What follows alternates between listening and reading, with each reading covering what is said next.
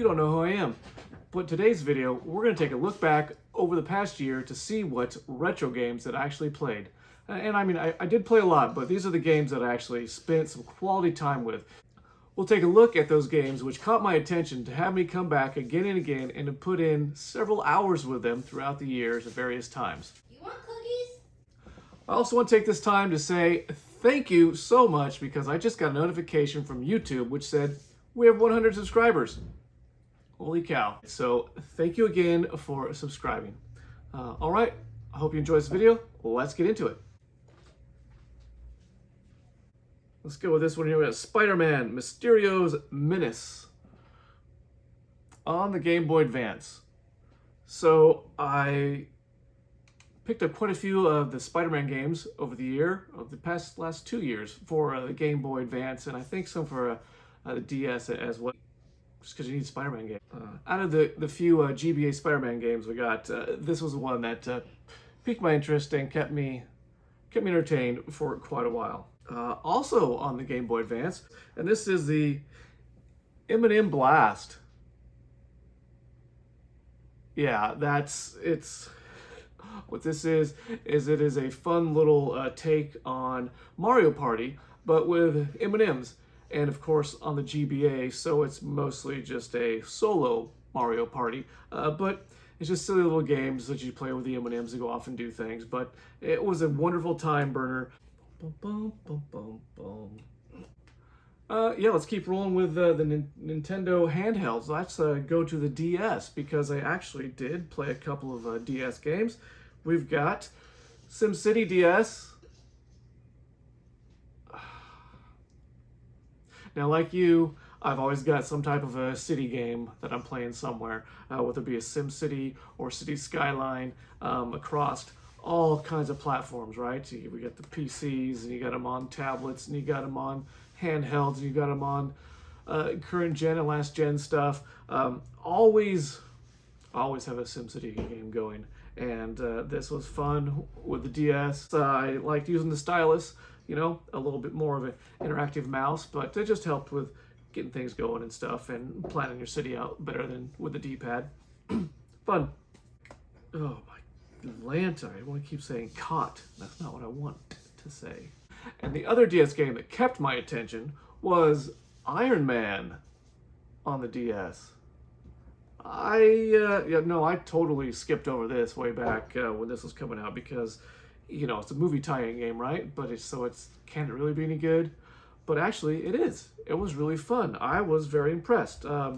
Published by Sega here. It is a style. It's kind of like a top-down shooter kind of style where you mostly just fly around as Iron Man and you fight you probably can't see this, but you fight some pretty big enemies, and then, you know, you get your upgrades as you go along, and you got Jarvis and everybody talking to you and stuff. I was very impressed. Good game. Swing away from the handheld, let's go over and visit. Oh, wait, actually, speaking of Sega, who published Iron Man, let's go to Sega itself. How about that? Now, that's a good segue that I totally had planned.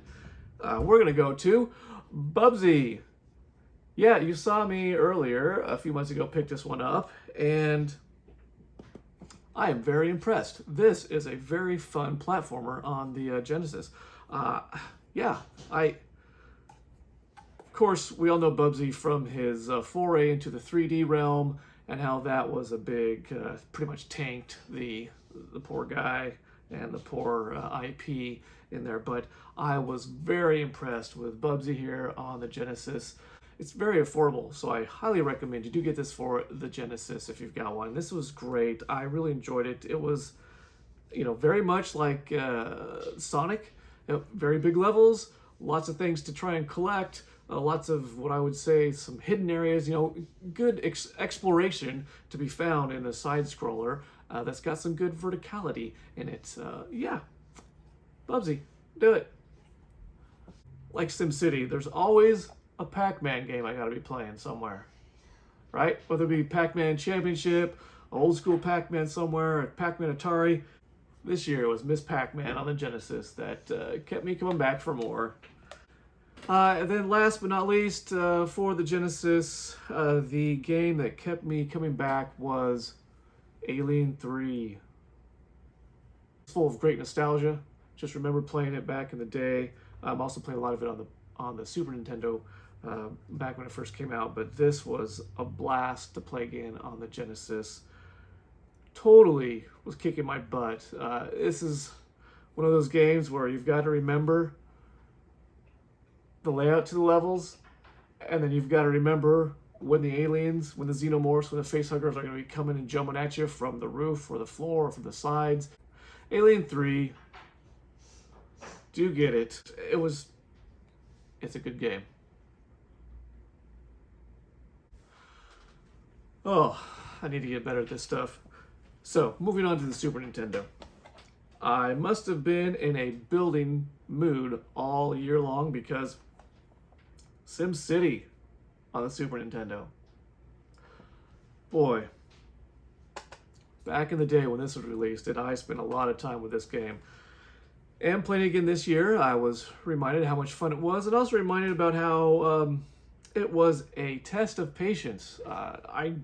There might be probably some cheats you could do, and I am sure you could use a Game Genie or a Game Shark, which I still don't have and I never did have. But what I remembered most about SimCity and what I had to do again, this one is start up your city, doing pretty good, get to a part where you're making some money, and then you've got to speed up the time to a maximum amount that it allows, and then you got to walk away several hours, come back, and you'll have enough money built up so you can start doing some more stuff. Yeah, even though I did that a few times, it was still a blast. Here's one I come back to a lot just because, well, you'll see. King of the Monsters 2, right? Giant kaiju killing each other, beating each other up in cities as they're being destroyed. Oh, man, King of the Monsters. Always love it. And it's even a great two-player game, but just, this is a good one to throw in, and you can spend half an hour to 45 minutes just terrorizing, beating other giant monsters up while you're decimating the city at the same time. Wonderful. Oh, and last but not least, with Super Nintendo, we've got Final Fantasy II. Yes, this is one that I had to borrow in the way back time. And now I was finally able to pick one up for myself, and wow, this is still a blast. This is still so much fun. Still holds up really well. Of course, with Final Fantasy, you got great sprites, you got great animations, you got wonderful music, cool, fun little story. And with this version, you get all the translation errors that kind of happened, which made it so endearing. And I'm glad I was able to get that one finally for the collection, so I could play it again on the original hardware and everything. Awesome. Okay, moving to the Nintendo Entertainment System. Yes, the NES. Okay, wow. Here's one that I rented a lot, and so glad I got my physical copy. That's Iron Tank. I mean, tanks. As you know, me and tanks, me and big monsters, this is what things I love. And Iron Tank still holds up really well. It does take a bit of time to get back into and used to these controls, because this is more than just tank controls. It's a little bit different. It took a while, but once you get in the groove, once you kind of understand the controls, so much fun to be able to play Iron Tank. It's a great time. I really enjoy.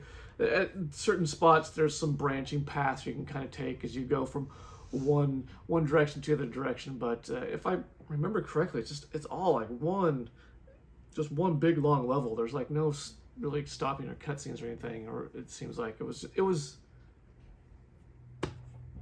good game. Iron Tank, add it to your collection.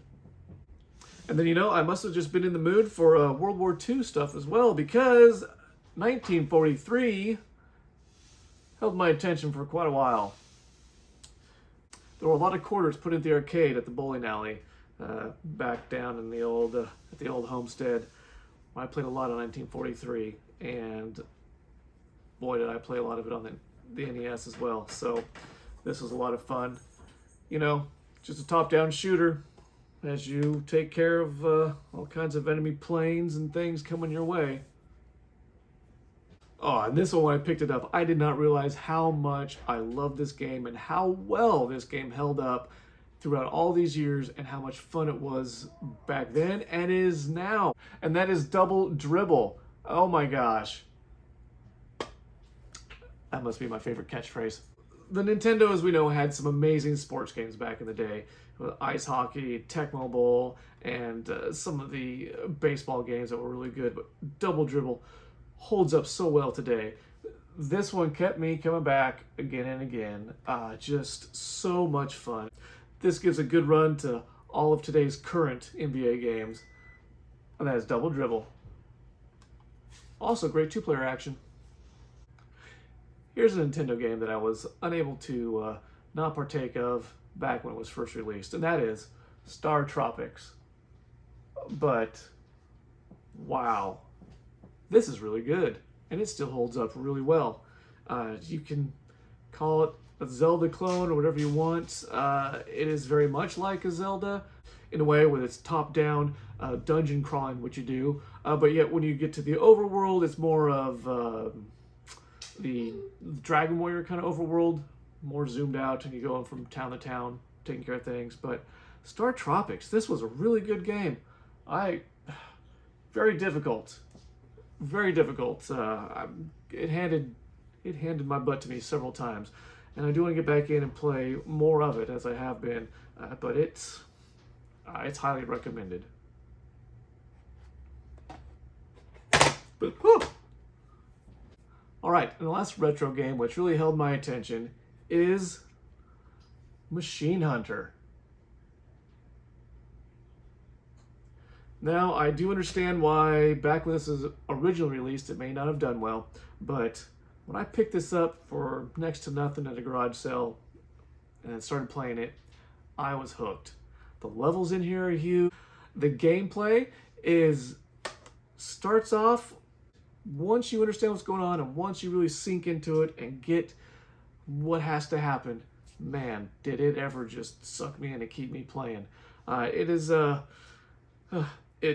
at the start of the twin stick shooters, so it's not quite a twin stick shooter, but it's not quite not. I don't know how to explain it, but it's something you really got to take the time to learn the controls, figure out how to make yourself move around correctly, and then twist your machine as needed. But it's a good top-down, just like I said, massive levels with different elevations in them, and you've got all kinds of stuff to go and fight against and to figure out some simple simple puzzle things to do. But I was very impressed, and I'd love if they bring back a Machine Hunter, some type of a remastered or remade or reimagined, because it was really cool jumping from machine to machine, getting some little different abilities, different weapons to fight the other machines with as you just went through and progressed further and further down into the game.